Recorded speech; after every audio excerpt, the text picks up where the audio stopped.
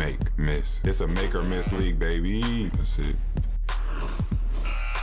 That's it. It just is what it is. Make fundamentals. It's a make or miss league. Inside a minute, Jokic makes good use of his pivot foot, floats up. I love this hook shot. I love it. Brian, do you think he takes his coffee breaks with Kareem? Get it? This has been dubbed the ground hook instead of the sky hook. The Come ground hook. But hey, if on. it gets you 2 points, what's it matter, Rachel? Come on. I thought this was love really it, nice and because a great lot of defense by Rudy. They think that this is like a travel sometimes when you do 360 pivots. I like it. I love this. I could see this in every block of the show. I'm not kidding. I thought this was beautiful. And by the way, it turned out to be the game winner. So, Mr. Ground Hook. All right, miss, cool heads. Rudy Gobert trying to go back up with the offensive rebound. Thought he got fouled. And watch here, just kind of stomps in anger. He's got the angry toddler thing going because, you know, he also kicks chairs and he makes drinks go this way and all of that. Janae, when you're out there in the moment, is it just hard not to let it all, the anger just flow? I think I loved it because in that moment, Rudy Gobert was playing with reckless abandon, and that's just who he is. He might show his emotions, and sometimes it gets the best of him, but he was fouled, Rachel. On that play, he was fouled, and he had a right to be big mad, big mad. Yeah, I mean, this was funny, but real talk, this is sometimes what upsets his teammates is that he pouts when he doesn't get his way. So he could maybe improve on that. But he also got hit in the eye later and didn't get a call either. He had a beef. Speaking of eyes, make eye contact, fourth quarter.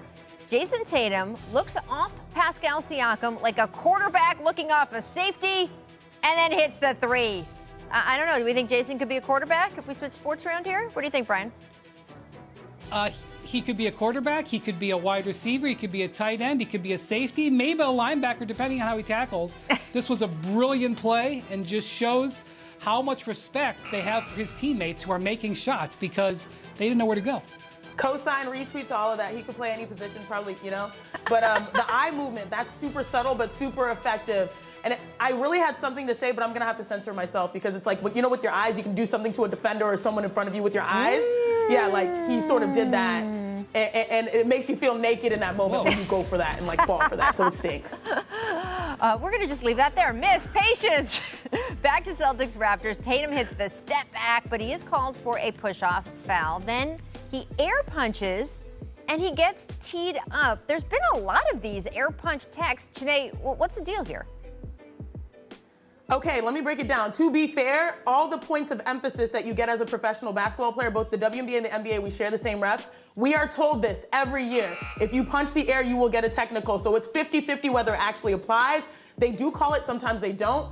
But yeah, we are told that this will be a technical as a player. We know that this is coming if you do that. But we did see later on that it didn't happen to certain players either. So it's 50-50, always a toss-up. This is a classic example of spirit of the law by the letter of the law. In a 4-point game in the last minute of a playoff game, you don't call that. And I think most officials would agree with that. It's not even, he didn't even, if he was going to punch the air and earn a technical for it, I think he could have done better. I'm just saying. Make drama. Raptors out and running after the turnover. I love this music. Marcus Smart just decides to run into Pascal Siakam, draws the offensive foul. Do you think Smart was a drama kid in high school, Brian?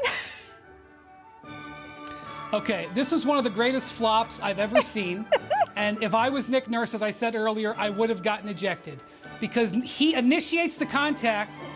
The other guy has no idea he's coming. He flops, and he's 6 feet behind the plate, and it costs him 2 points. This is a crazy call. I guess tip your cap to Marcus Smart. Yeah, sometimes you get those calls, sometimes you don't, but more power to you for leaning all the way into that moment and risking it all there. But what we're seeing now is he tends to get the benefit of the doubt, and that's just not one of those times right there. We've had Marcus on the show to talk about his flapping, among other things, and we're going to sing his praises here in a minute, but he knows what he does. It's all strategery. Miss scouting reports, Kemba Walker hitting a step-back dagger with 4.1 seconds left, gave the Celtics that 3-point lead. Janae, we've seen Kemba do this time and time again. As a player, how hard is it to defend his step-back Jay? Look, Coach Tar at Stanford University, Hall of Famer, would always say the only thing you can do for moves like that is prayer defense. Just pray that they miss. That's so much in Kemba's bag that you just have to go with the flow and let the gods of